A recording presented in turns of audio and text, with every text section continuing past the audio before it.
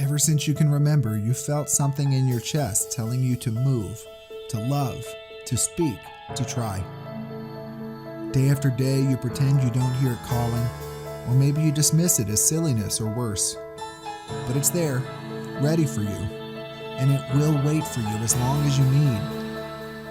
My name is Johnny G, and I invite you to join me on a journey of awakening as we dare to embrace our light.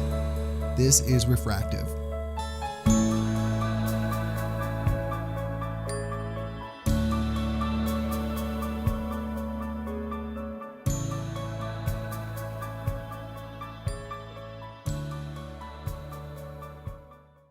Hello, everyone, and welcome to another episode of Refractive. I'm your host, Johnny G.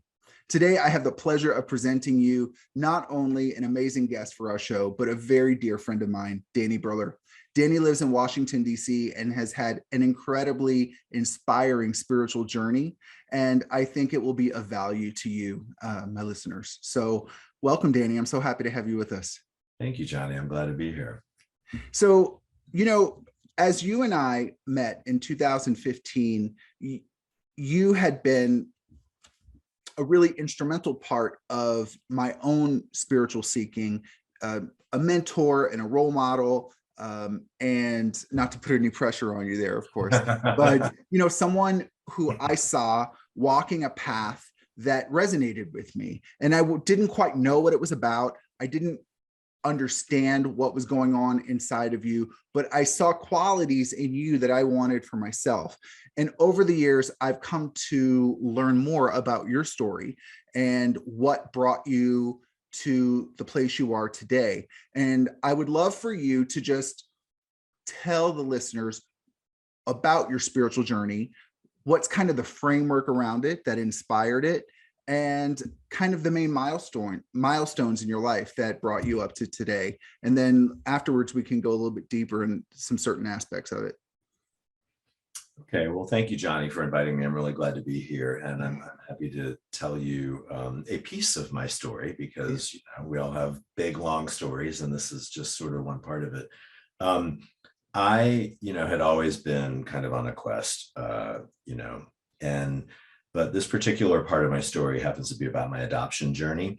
And I was adopted as an infant, and along with my two older sisters, we all three were adopted in a loving family and all that. And yet it was always a thing, right? And in the late 1990s, early 2000s, probably early 2000s, I was in therapy. And I wanted to make some changes in my life. I was in a job that, I enjoyed, but I really wanted to be doing something different. And I didn't understand, I knew that I wanted to do something different. And I had started planning. I did a 2-year sort of business plan to quit everything, quit my job, sell everything, and move down to Charleston, South Carolina to open a garden center. I'm sure I cannot relate at all with this type of plan. Right. But there was a part of me that was just stuck, right? And I said to my therapist at the time, listen, I will do anything. I'm willing to look under any rock to change my life. And, but I don't know what that is. And he looked at me and he said, well, Danny, the obvious rock in the middle of the room is your adoption. And I said, what do you mean? And he said, what do you mean? What do you mean? And I said, well, what do you mean? What do you mean? What do you mean? And, we did that a lot with each other. And he said, Danny, your adoption is the elephant in the room. It's the big rock, under the rug that, everything has been going around. And, it had always been there, but I never thought it was a thing. Both my sisters had always thought it was a thing, but I never thought it was a thing. You felt at peace around it? You felt kind of like, okay, well, it is what it is, and I don't have questions, and it's all good.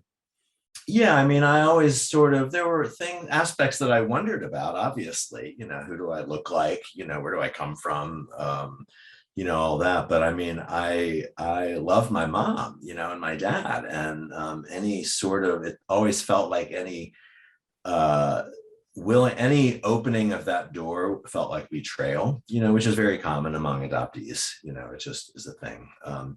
And I felt very fortunate to have the life that I had, and I just it was sort of like it's good enough. Let sleeping dogs lie, right? I always said when I was much younger, and some of your listeners may or may not remember, but I always said, I read Ann Landers. I know how this ends. But this was back in the a long time ago when Ann Landers was a thing. Now it's Ask Amy, I guess.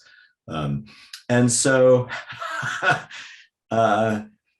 so I was like, okay, I'm willing to look under any rock. And make a very long story short, I started the search. And what that involves is, at that time, adoptees like me are not entitled to receive any information about our birth parents. Our original birth certificate is sort of our vital record is locked up and put away. And what I have is called an amended birth certificate, where they sort of white out the real parents' name, the birth parents' names, and put in, my mom and dad's names and my new name and all that. And that's that.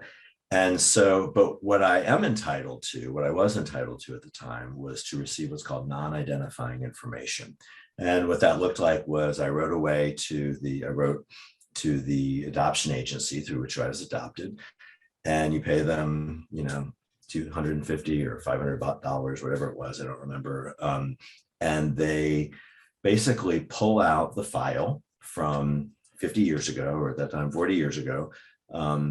And they open it up and they transcribe everything that's in there about your birth parents and their families, or anything that they gave you, any information at all that they gave them, omitting anything that might identify them. So, for example, if my birth father had been Secretary of State, they would say he was a high-ranking government official or something. Okay. Like that. They would never sort of give away anything that would allow me to find him or her, in theory. And so what I received was 4 typewritten pages of non-identifying information. Wow. Which was a lot. Yeah. I wouldn't have expected that. No, my sisters each got, like a couple paragraphs. I got 4 pages. And so it was astonishing. I was blown away, because I discovered a big part of my story, not the whole story, but I discovered a big part of the story. And what I discovered was my birth mother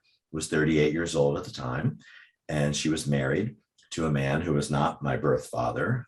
So she had an affair. She had 2 children who were teenagers, a 13-year-old boy and a 10-year-old girl at that time.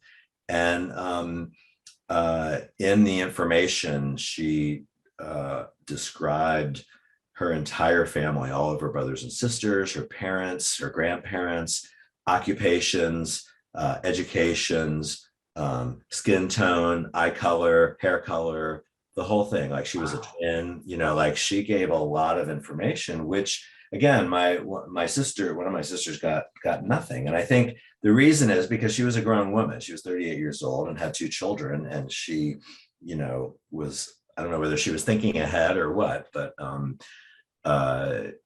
so that was the story. And so the other piece of this was, I was adopted through a Jewish agency, and my adoptive parents, who are my parents, are Jewish, and I was raised in a Jewish household, a Jewish household. I was never bar mitzvahed or anything like that, but culturally, I was raised in a Jewish household. And so it turns out that she was Jewish, and she was of Eastern European descent, Polish and Russian. And I'm like, okay, Eastern European Jew, so I'm Jewish. Okay, I always kind of felt Jewish, but I don't know if that's just part of being part of the tribe or what. But it just seemed like the thing, right? And so I wasn't surprised when I discovered that. What I was surprised by was the information about my birth father, and he also was married, not to my birth mother. and they had worked together, and he had become a friend of the family. And they had worked together a few years prior, and he had become a friend of the family. And he also had children. He had a young child at that time, a daughter, and he was 51 years old. And so, grown man, etc. And he had come, he was from Egypt. He had just come to Egypt as after the last revolution back in the late 50s, over there. And so, I see this information and I'm like, Egypt, in a million years, who thinks about Egypt? Come on, it was never in the forefront. Italy, this, that, and then, I could come up with any number of things, but I never would have guessed Egypt, right? And so I'm like, oh, well, I'm not funny looking, I'm exotic. I have that, it sort of explained everything to me, and, so it was quite a thing to discover about myself, right? And he, again, all kinds of information about his family. He was one of 12 brothers and sisters. He had 9 sisters, all of whom were college educated. And, and I'd done a lot of reading as part of my searching. And, less than 1% of women in Egypt were even literate in the first part of the 20th century. And to have 9 daughters who were all college educated, he obviously came from a prominent, wealthy family, and which is fine. Like that's him, not me. You know what I mean? But it was just, interesting. It was more information. Yeah. I also discovered that he, in the information, there were lots of things such as that he had a degree in arts and radio engineering, which was sort of like wave propagation, like physics, I guess is what I would call it. And I have a physics degree and an engineering degree. And his brother ran a large transportation system. That's what it said in the information. And I happen to be a transportation engineer and planner. And so I thought that was kind of interesting, but again, when you're adopted, there's these little crumbs that you just cling to, because that's all you've got. There's literally nothing else. There's no photograph. There's no more information than that. But that was a lot more that was 4 pages of information that I had more than I ever had before. So I get this information. I'm blown away. I'm like, okay, wow, this is cool. The next obvious step is to initiate a search, which is a whole process. I won't go into any detail on that other than to say that happened. It went nowhere, and the judge resealed the records, and that was it. And I was done. And so at that point, I'm like, okay, I looked at the rock in the middle of the room, and I've done as much as I went. It took it as far as I could go. I'm ready to go and open this business. And that was what I did. So I quit my job. I sold everything. I moved to Charleston, South Carolina. And I spent the next 4 years opening and operating a beautiful garden center that I built from scratch. And it was just beautiful. And it was the hardest thing I've ever done in my life.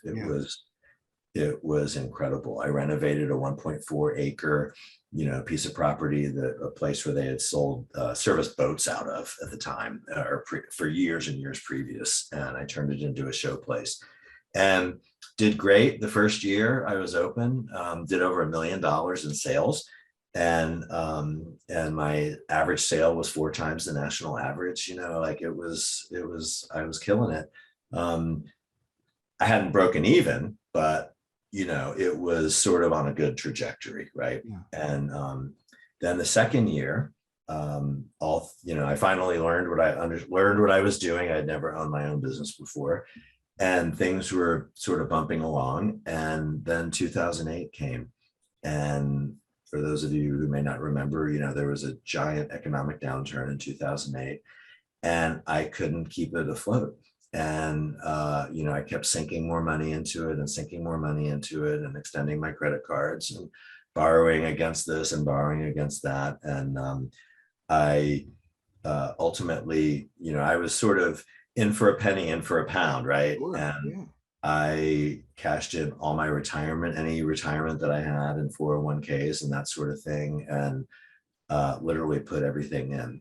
And I remember, it was almost to the day, it was sort of mid-May, um, uh, when it was clear in 2008 that this was going to be a problem. Gas prices shot up to $4 a gallon, and people stopped buying pansies, and they certainly stopped buying very expensive outdoor garden furniture and that kind of thing. And I had to let people go. I mean, I must have redone my budget, 100 times at least, if not 200 times. And I kept hope alive. I just kept, this is going to work. This is going to work. And it worked for a long time until November of that year of 2008. And a series of events happened, and a creditor, there was the Charleston Garden Show, which is typically a beautiful show at one of the plantations in Charleston. And I had a big, giant sort of display set up, with plants, pots, and furniture. Like, it was beautiful. It rained the entire weekend.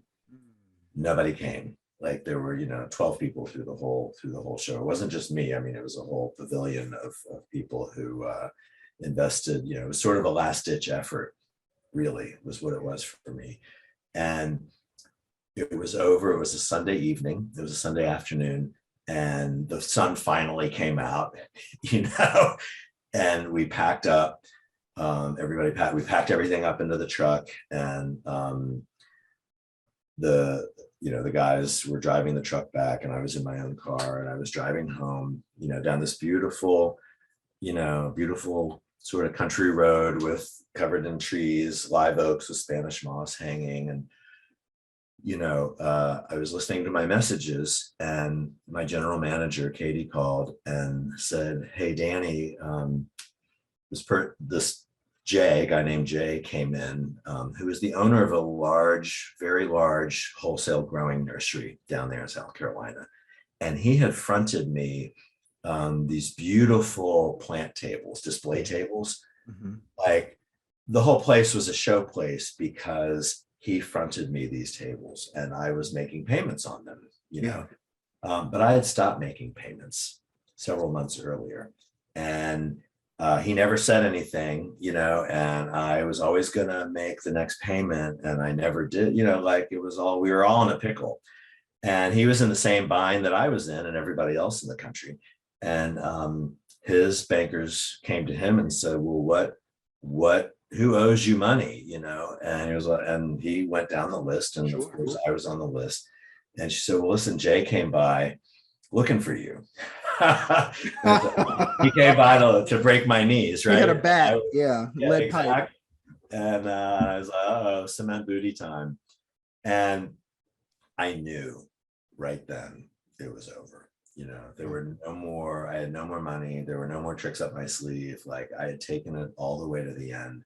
And I knew it was done. I knew there was a peacefulness that came over me, because I tried for a year, for 2 years, at first to get it off the ground, and it was the hardest thing I've ever done. And then to keep it afloat, every trick up my sleeve, there weren't any more. And sort of a peacefulness came over me. And I called the president of the old company where I used to work.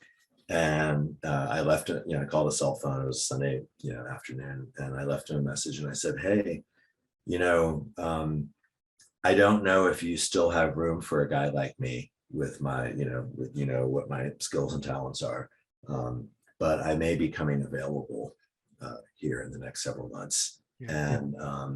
And that was it. It was sort of my way of like being clear that it was over. And so I came home that evening, and one of the saving graces for me, that entire 4 years that I was in Charleston, I did yoga every single day.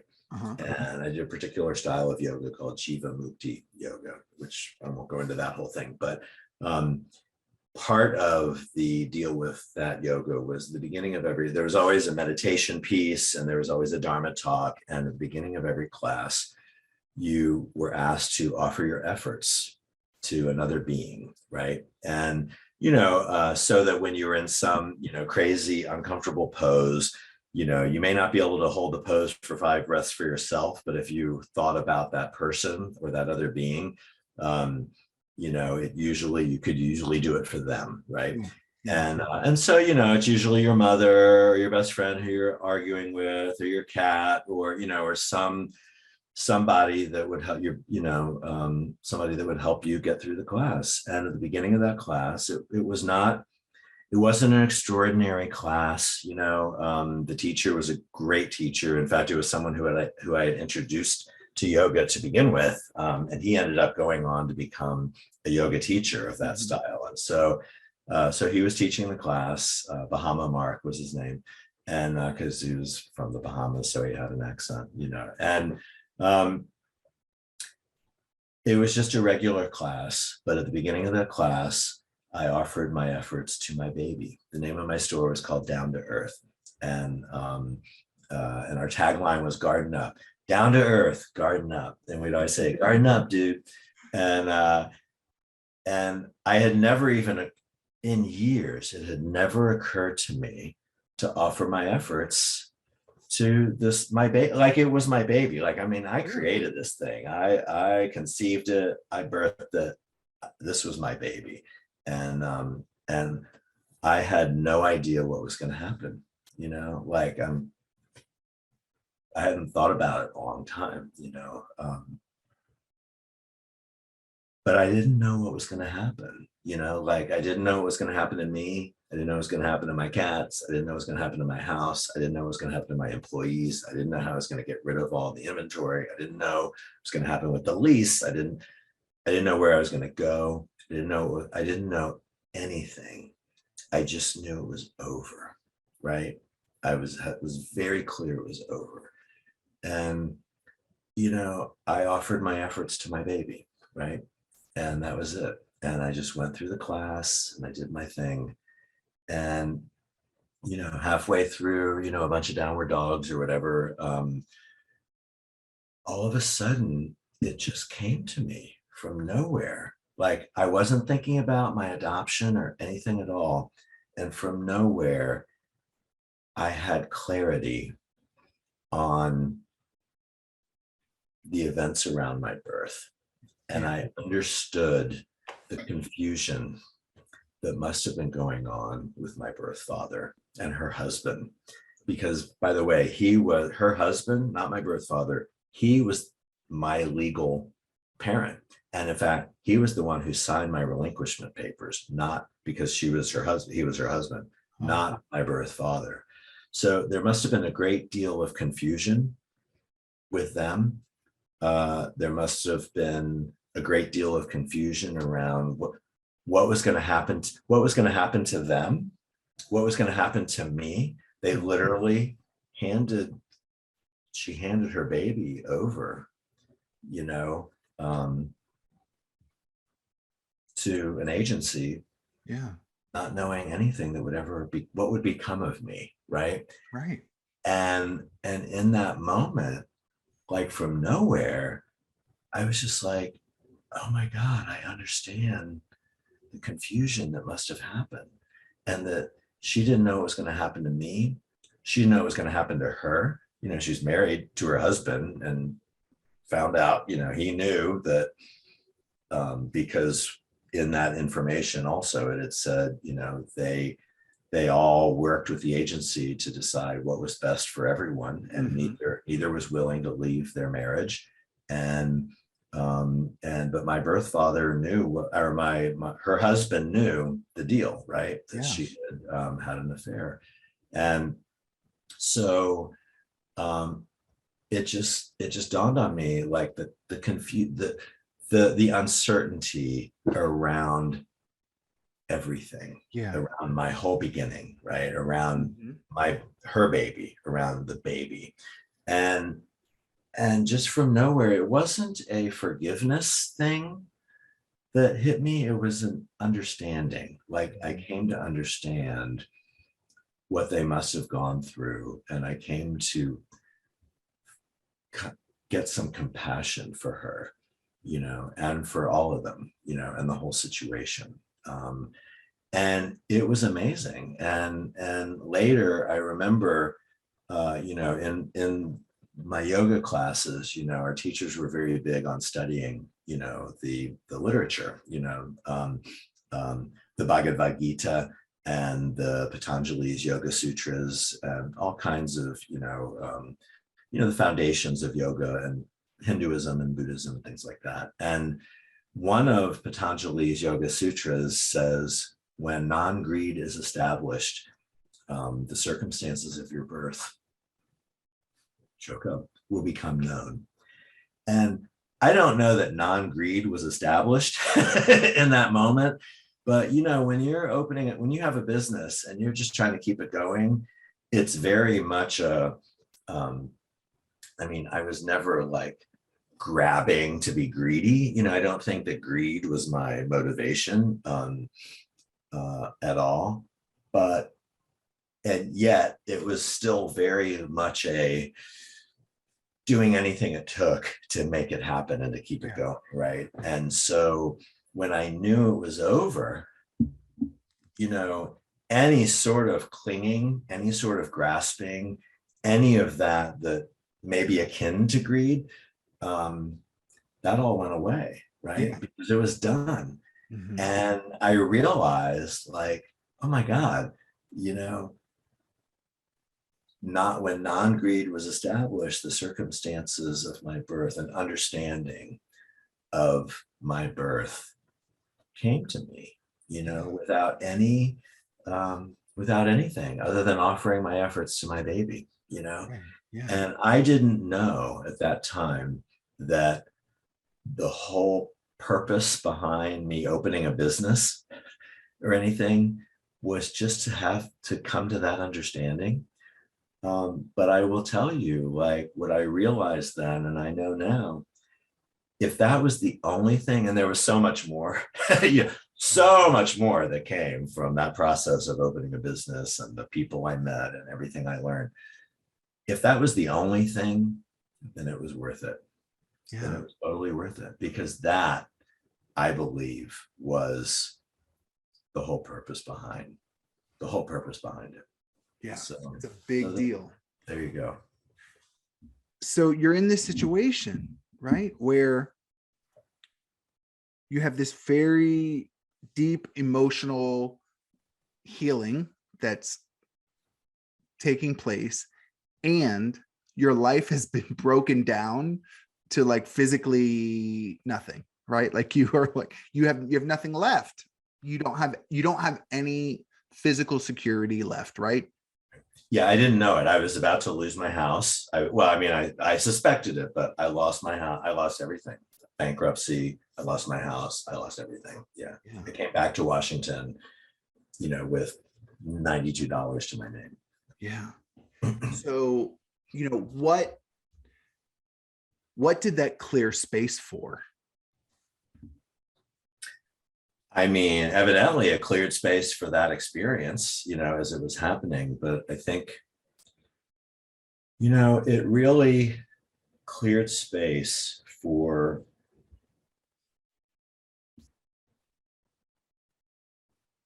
it allowed me to understand what it meant to turn my will and my life over to the care and protection of my higher power. That's what it provided space for. And, it's always easy when you're in a bad situation, you know what I mean? But it's not always so easy when you're in a good situation, but it's a lesson that I learned. There's one more piece to this that I often forget to tell. It depends on the story that I'm telling, but 2 weeks after I closed my business, I thought I had lost everything. I hit bottom. I thought I had literally lost everything. And my cat Henry up and died. just from fine to in 2 days he was gone. 3 days he was gone.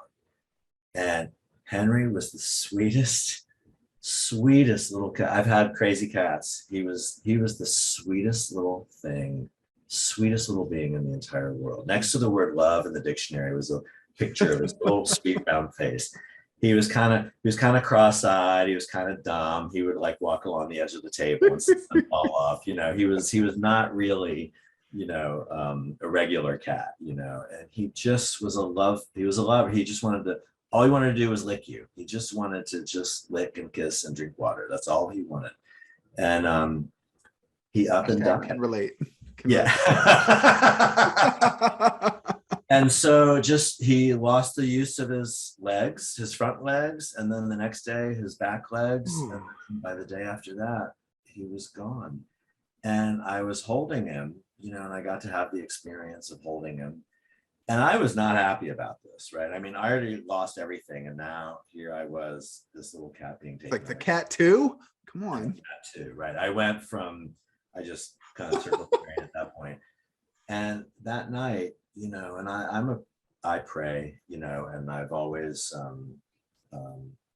I pray on my knees. I always have, despite being a Jew who supposedly Jews don't pray on their knees, but I always hit my knees. And that night, I remember I couldn't thank God for taking little Henry from me. I don't know how I can thank you for taking him. I can't be grateful for that. And then like you in your prayer, you look for gratitude in all the things that happen, the things that make you feel good and the things that make you feel bad. Right. And I just couldn't find it. And then it hit me that I can't be grateful. I couldn't be grateful for Henry being gone, but I could be grateful for the experience. Mm-hmm. And I found gratitude in the experience of having had Henry, having gotten to, be his caregiver for 9 years and experience the love. And I got to have gratitude for the experience of holding him and being present and being able to just literally hold him as he sort of finished his journey here in this lifetime.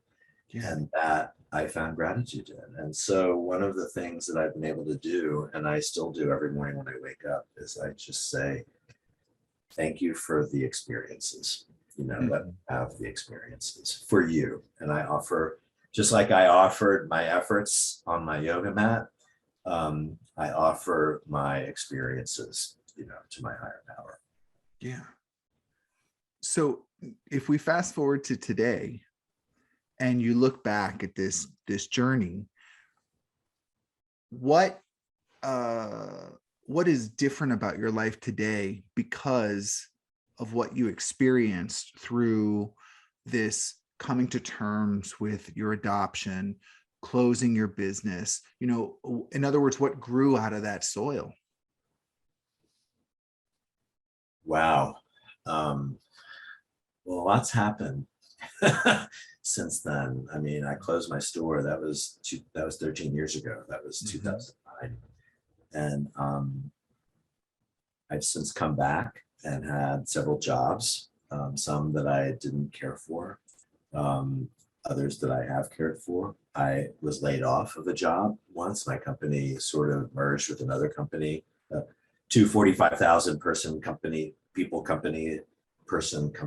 merged together, and senior leadership, they didn't need duplicative leaders, and so me and 2,500 of my closest friends got laid off in that. And the other thing that's happened is I ended up searching and finding the identities of my birth parents. And I found their names, and I met their children, and I got pictures, and I heard stories, and I also went to court to try and get access, which I ended up going to the DC Court of Appeals, which is sort of like our Supreme Court. which is that's a huge thing. And, so I think what I got from that experience was courage, more courage than I ever knew that I had that I could do anything, and that I could live through anything. Yes. That I could live, that I could take anything, that I came to understand that if I'm supposed to have the experience of being homeless, I'll be okay. Yes. No matter what. If I'm supposed to have the experience of what have you, I'll be okay, because it's an experience that I'm here to have. And if I can share it with others and pass it along, pass my experiences along, then I am just here for that purpose, And so I actively participate in adoption, groups to, share my experience with them.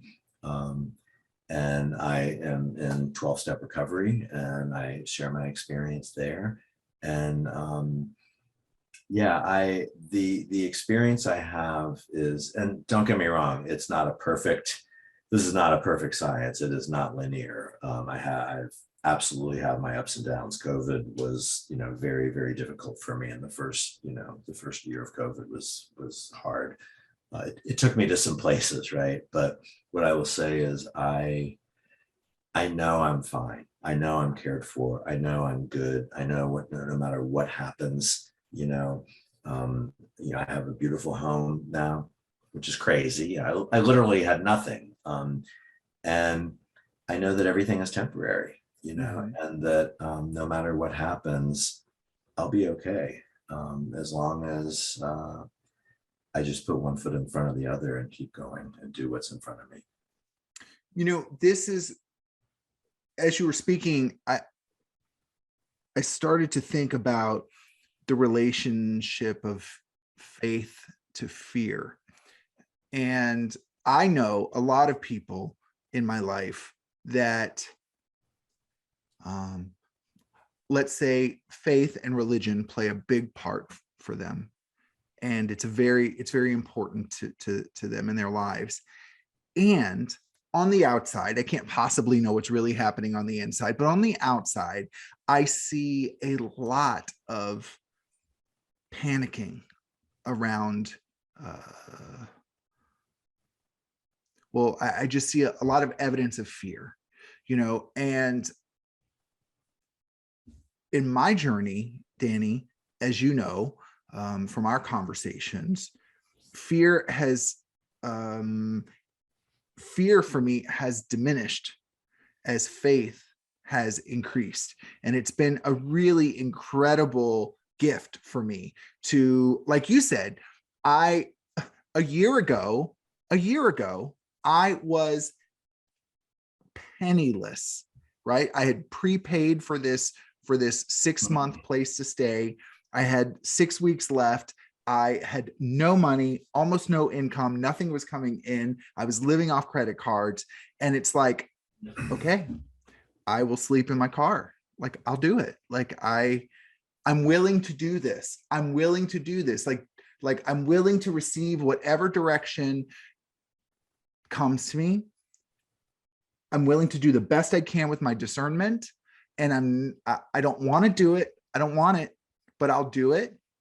And I will soak up the experience, right? Because I trust that nothing happens in God's world by mistake. And it doesn't mean that I'm giving up agency. It doesn't mean that I'm not trying to do things, but it means that, hey, I'm here for the ride, and I see kind of that similar attitude from you. I see like you said, listen, whatever happens, death, disaster, poverty, whatever comes my way, it's like, okay, I certainly have my preferences, might not be what I want, but I'm okay with it. I don't need to scramble. I don't need to clamp down and hold a newspaper over my head and, hide in fear. And I wonder how that has been for you and what has opened up for you because of the growth of your faith. Yeah. You've covered a lot there and several things. And of course, I should have been writing it down. I forgot one of the things already, but I was just talking to, look, fear doesn't go away, right? We all experience fear. I still just, I can have faith all day long and I still experience fear. I mean, faith, I believe that courage means having fear and doing it anyway, right? That's what courage is. So fear doesn't go away, right? Always. It has diminished a great deal, but it rears its head all the time. I mean, on a daily basis, certainly. I was just talking to a girlfriend this morning, and she's been dating this guy. He's a doctor or something, or he's in medical school, and he ran into the chaplain right in the hospital, and the chaplain asked him this question, and she's reading this text, and the text was, and the question was, what keeps you going? And so she's just relating this to me, and I said, wow. and I said, well, what did he say? And he said he couldn't answer that question right then. And the chaplain said, that's okay, like, you don't need to answer that question right then. And I said, that's so interesting. And I said, it sounds cheesy, but what keeps me going is faith, and it's not a religious faith, right? It's not a religious faith. I don't practice any sort of organized religion. But I do have faith in the universe. I do have faith that, it's big. My God is big. My faith is big. It's big enough for all of it, and there's no way my puny mind will ever figure out anything, but I have had the experiences, and I believe that when we step out in faith, we are held. And I think that faith begets faith, right?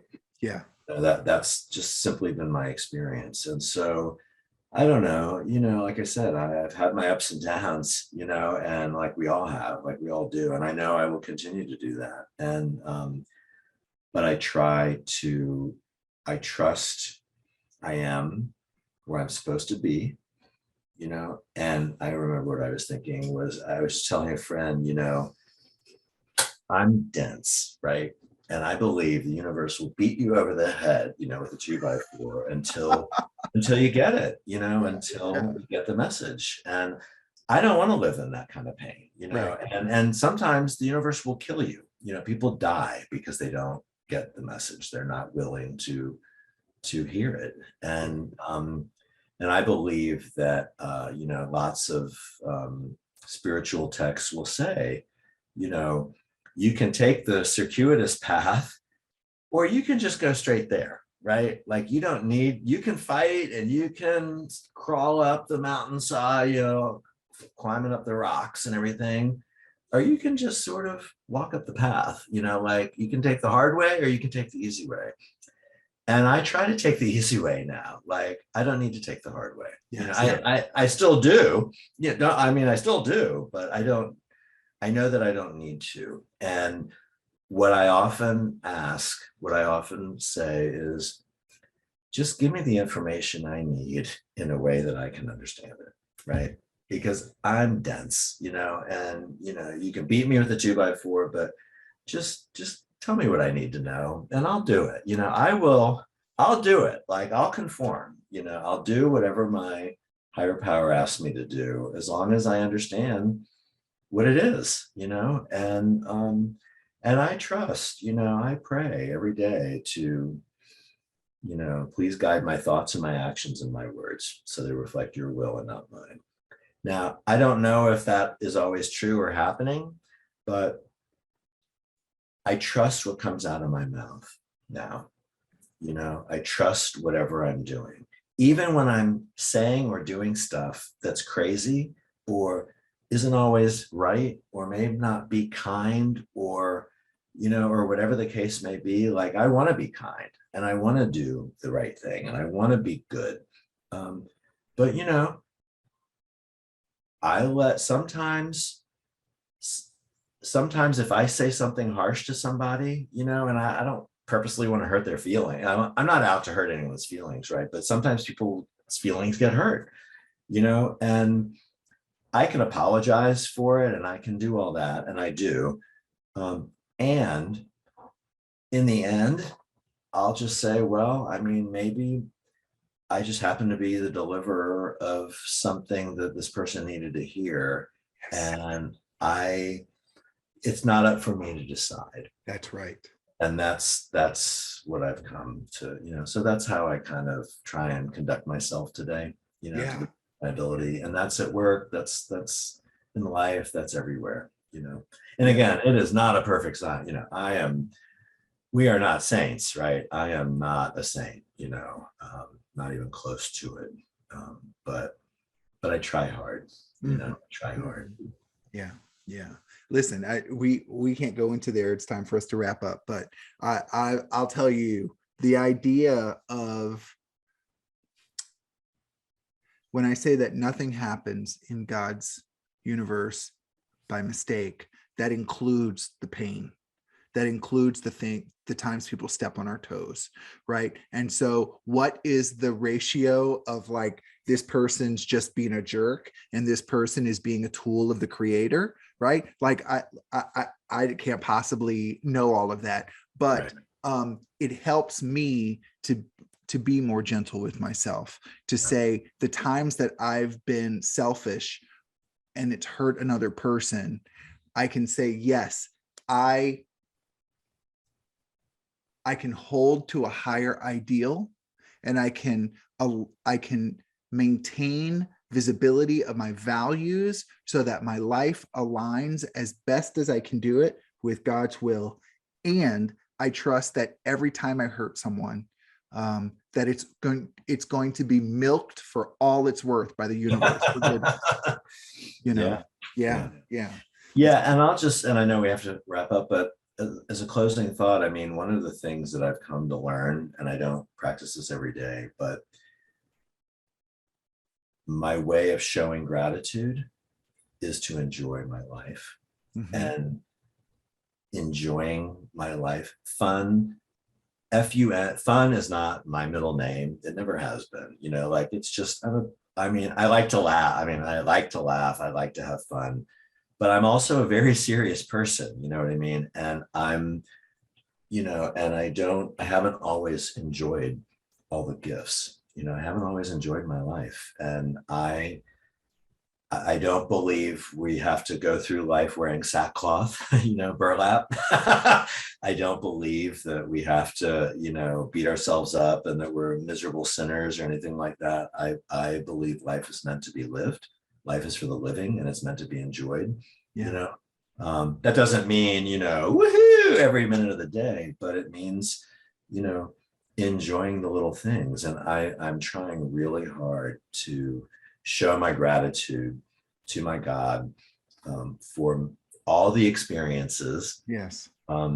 By enjoying them and enjoying everything that I have access to and appreciating, all the experiences and whatever, and keeping things flowing, right? Keeping money flowing out there, keeping whatever money I get, I try to, there was an old Louise Hay used to say, when you're paying your bills, back in the old days, kiss the envelope before you stick it in the mailbox, to say thanks for the money, and knowing and trusting that it's there, and thank you for people trusting you to pay them, and all that stuff, like keeping it flowing and not trying to cling to it. It has made all the difference. The road less traveled has made all the difference. Thank you, Danny. I'm so grateful for you to share some of your experiences with us and give us visibility on that part of your story. And it's been beautiful. And I just appreciate it. Thank you, Johnny. Love you. Love you too. Everyone, thank you again for tuning in to Refractive. Have a great day. And always remember to aim your light. Take care. You've been listening to Refractive Podcast, and this is Johnny G. If you found today's content uplifting, if you think it might make somebody's day better, give it a share on social media, click like, subscribe. All those things help to expand this podcast's availability to new audiences. I'm a speaker, a coach, and a facilitator based out of Washington, D.C., but I travel a lot. If you think I can be of service to you or to your organization, help people get unstuck or move into their authentic power, shoot me an email. My email address is refractivepodcast@gmail.com. Take care. Thanks for listening, and aim your light.